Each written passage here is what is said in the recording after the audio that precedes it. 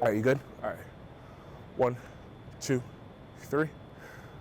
The best quality performance of the season. Those were the words from head coach Archie Miller after his team knocked off his former team, the Dayton Flyers, Wednesday night. The free throw line has been one of the Rams' strengths so far this season, where they've shot 74%, their best mark in nearly 50 years. The Friars jumped up 4 spots to number 20 this week, and usually with team success comes individual accolades. Yeah, the Bruins looking to complete a perfect start in this building after the Boston Celtics took care of business last night. Aniekan Okon here from the Ryan Center, where the Rams just clinched their first ever regular season title. It's been quite the week between the Patriots and the Panthers. 4 fights, 8 ejections over the course of their 2 joint practices earlier this week. One thing that many of these players share is the love of baseball, and at summer's end, they'll be able to add the fond memories of playing for the Gulls.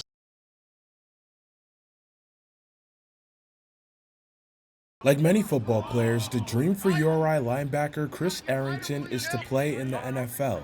But that nearly came to an end after a season-ending leg injury 3 years ago. I had I think what they call an osteochondroma. It's like a bone spur on my left femur, which was trapping my nerve, my perineal nerve, and I kind of needed emergency surgery to remove that. That's my first time kind of realizing that my career kind of shifted as far as my physical ability. The thought of that led him down a path where he struggled with depression, anxiety, and experienced suicidal thoughts. Fell into a really dark place. You know, I stopped attending class. I stopped really showing up to practice. I stopped going to meetings. I just couldn't do it. It just didn't feel good. It didn't make me happy.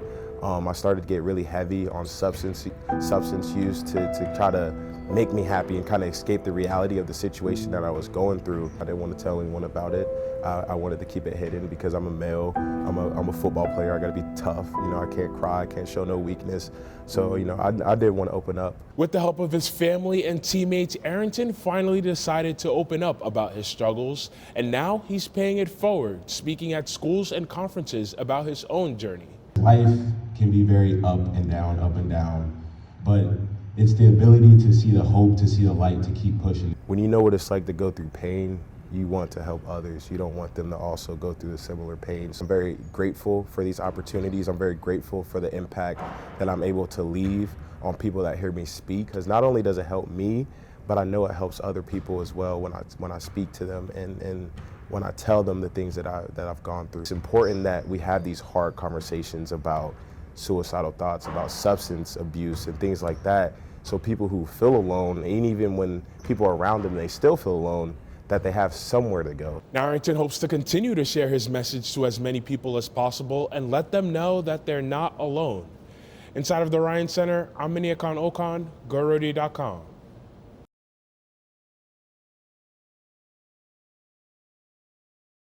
Linebacker Evan Stewart has made plenty of plays on this very field, but perhaps the biggest one of his career came off of it, helping to save the life of someone who needed it the most.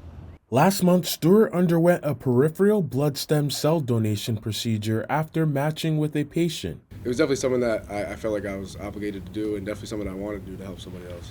Stewart's journey began when he volunteered to join Be The Match's National Registry last spring.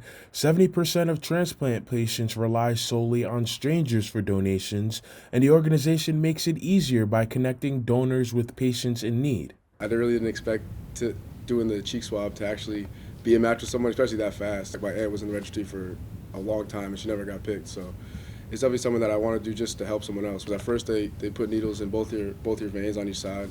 And you kind of just sit there. There's really not much to it. You sit there for 5 hours, at least I was, and then they take it through the machine, and whatever they don't take, they put back in your other arm. Stewart won't be able to contact the recipient of his donation for another year, but he hopes they're doing well. I actually got a text from the lady who I've been in contact with the other day that it was a successful transfusion, so I'm just happy that everything went smooth, and I just hope she's doing well. It's really not that long of a process, and I really do think people should do it. I mean, it's definitely something that it's a little risk to help someone save someone's life, so it's definitely worth it, and I'm so happy I did it. From Meade Stadium, I'm Aniekan Okon, GoRody.com.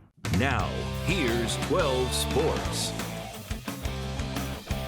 For the 7th straight week, Providence find themselves ranked in the AP Top 25 poll. The Friars jumped up 4 spots to number 20 this week, and usually with team success comes individual accolades. Bryce Hopkins was named Big East Player of the Week this week. He averaged a double-double in both their games last week.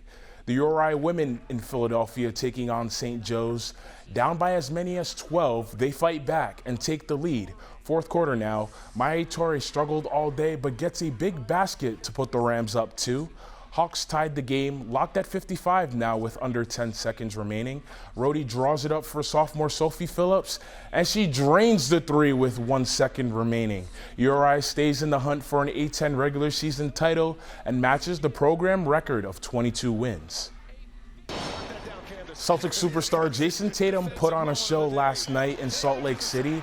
He set the All-Star Game record with 55 points and took home the Kobe Bryant MVP award, just another milestone for his already successful career. Holiday matinee for the Bees at the Garden. David Krejci honored pregame for his 1,000th NHL game. First period, Brad Marchand wins the puck and finds Jake DeBrusk. That's 2 goals in as many games since he's been back in the lineup. Senators tied it, but here's your game winner. Charlie McAvoy feeds David Pastrnak. He had the final 2 goals on the day.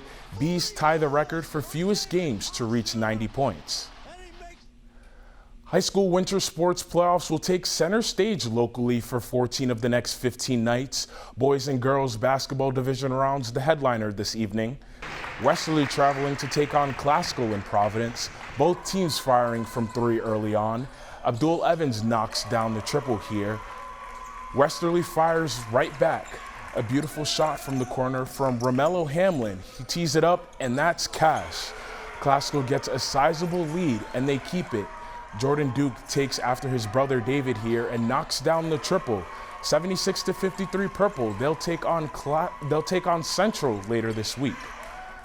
Girls D1 hoops, number 7 Portsmouth visiting number 2 Juanita Sanchez. Patriots quickly out to a double-digit lead. Emily Mayayato with the quick shot, but this one was far from over.